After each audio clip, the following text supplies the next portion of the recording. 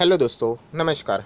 SMKC channel में मैं आप सभी लोगों का दिल से बहुत बहुत स्वागत करता हूं। दोस्तों, इस वीडियो को स्टार्ट करने से पहले आज के दिन के दो इंपॉर्टेंट वीडियो, इन दोनों वीडियो को स्टडी कर लेना। दोनों वीडियो के लिंक नीचे डिस्क्रिप्शन में मिल जाएंगे। फर्स्ट टाइम विजिट किया चैनल को सब्सक्राइब कर लेना and free stock market classes इस चैनल को भी सब्सक्राइब कर सकते हो। लिंक ऊपर आई बटन पर या नीचे डिस्क्रिप्शन में मिल जाएगी। चलिए दोस्तों, फटाफट इस वीडियो को स्टार्ट कर लेते हैं।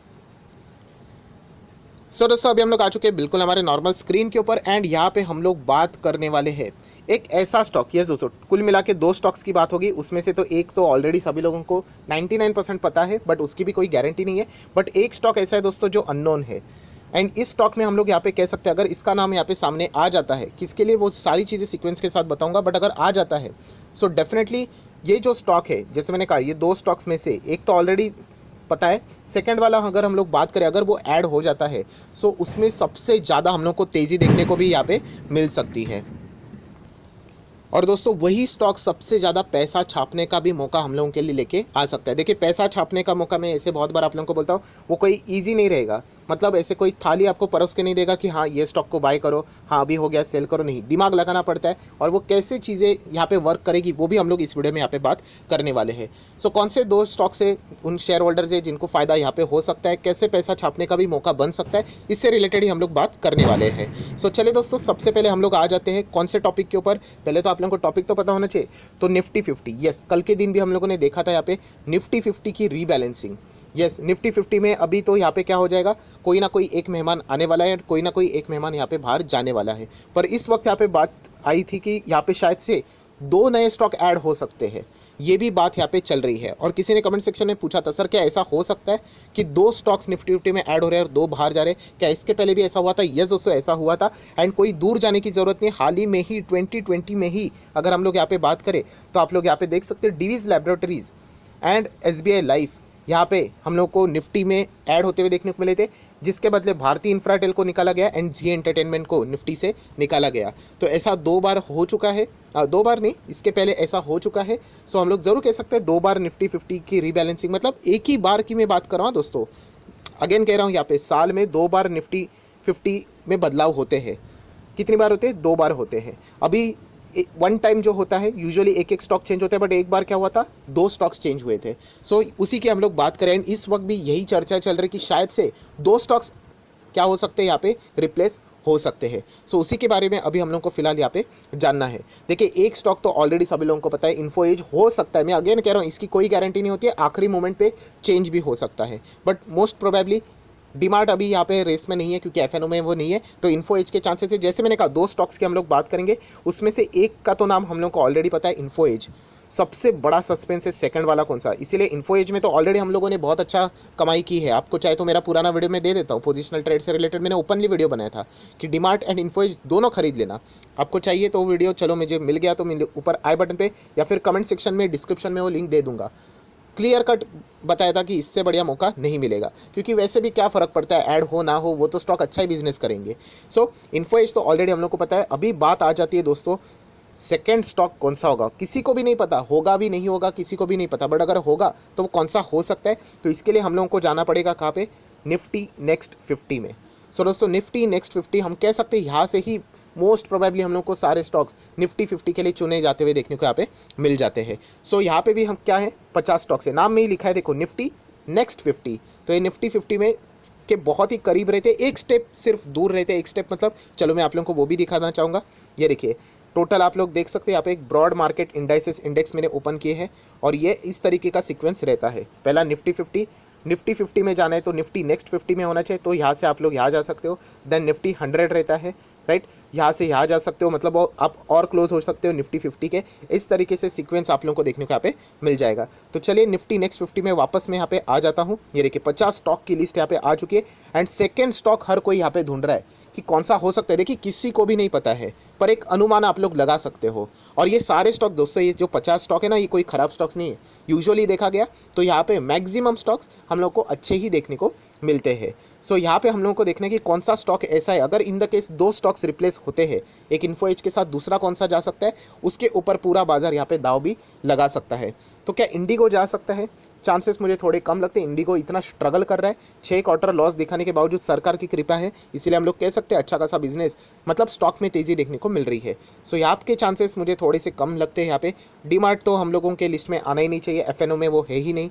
देन डाबर की अगर हम लोग यहाँ पे बात करें, देखिए आपको किसी भी स्टॉक के ऊपर क्लिक करना है एंड चेक करना है क्या वो एफएनओ में है या नहीं। एफएनओ में चेक करना है तो कैसे, ये देखिए नाम देख लिया डाबर का, उसके साइड में अगर आप जाओगे तो ये देखिए लिखा हुआ रहेगा डेरिवेटिव कोड्स ऑप्शन चेन, मतलब ये एफएनओ वाला स्क्रिप्ट है। तो चलिए पीछे अभी हम लोग यहाँ पे आ जाते हैं, क्योंकि कभी कभी क्या होता है एफएनओ में वो स्टॉक्स यहाँ पे यूजुअली नहीं होते हैं। सो चलिए मैं यहाँ पे चेंज कर लेता हूँ, वापस आता हूँ। क्या डाबर आ सकता है यहाँ पे? आने के लिए सभी स्टॉक मजबूत है, बट चांसेस थोड़े कम लगते हैं। ऐसा फायरिंग वाला स्टॉक यूजुअली ऐसे इंडेक्स में ऐड होते हैं। बजाज होल्डिंग मुझे नहीं लगता, बहुत ही स्लो चलता है। देन हैवल्स की बात करें, हैवल्स भी अगर देखा गया तो फंडामेंटली बहुत स्ट्रॉन्ग स्टॉक है, बट निफ्टी 50 में शायद से आने के चांसेस मुझे कम लगते हैं। कोलपाल भी फंडामेंटली स्ट्रॉन्ग शेयर है, बट निफ्टी 50 में लगता नहीं है आएगा करके। यस, नेक्स्ट स्टॉक की बात करें तो दोस्तों हम लोग ज़रूर कह सकते हैं L&T इन्फोटेक। यस, इस कंपनी को मतलब मैं थोड़ा स्टार लगा सकता हूँ यहाँ पे। ये कंपनी चलो इस वक्त नहीं, पता नहीं 2 हो गए या नहीं हो गए, बट अगर कभी भी अगर हम लोग बात करें फ्यूचर का, ये बहुत बड़ा दावेदार रह सकता है। बहुत ही कमाल की कंपनी है, डेफ्री कंपनी, L&T ग्रुप से जुड़ी हुई कंपनी है, बढ़िया कंपनी है। सो L&T इन्फोटेक हम लोग कह सकते हैं यहाँ पे हो सकता है, राइट। नेक्स्ट अगर हम लोग बात करें SBI कार्ड, दोस्तों SBI कार्ड को भी हल्के में नहीं लेना है। यस, SBI कार्ड भी आपको मैं बताना चाहूँगा, पिछले टाइम जब रीबैलेंसिंग हुई थी ना, तो SBI कार्ड 5 अलग अलग इंडेक्स में ऐड हुआ था, इंक्लूडिंग निफ्टी नेक्स्ट 50। सो इसको भी हल्के में नहीं लेना है। SBI कार्ड देखा गया तो SBI से जुड़ी हुई है, सरकारी कंपनी, कार्ड पेमेंट करने वाली मोनोपोली कंपनी है। SBI लाइफ को भी बहुत सारे लोग हल्के में लिया करते थे एंड सडनली उन्होंने सबको सरप्राइज दे दिया, इंक्लूडिंग मी। मुझे भी नहीं लगा था कि SBI लाइफ जैसी कंपनी निफ्टी 50 में ऐड हो जाएगी। सो आप लोग ज़रूर L&T इन्फोटेक, SBI कार्ड जैसे कंपनी के ऊपर फोकस रख सकते हो। नेक्स्ट अगर मैं बात करूँ दोस्तों, यस, जुबिलियंट फूड भी यहाँ पे आप लोग स्टार लगा सकते हो। कमाल के कंपनीज ही है, मतलब ये अगर निफ्टी 50 में नहीं भी आ गए ना तो क्या इनका ऐसी बात ही नहीं कि निफ्टी में 50 में ही रहते वही काम करते हैं।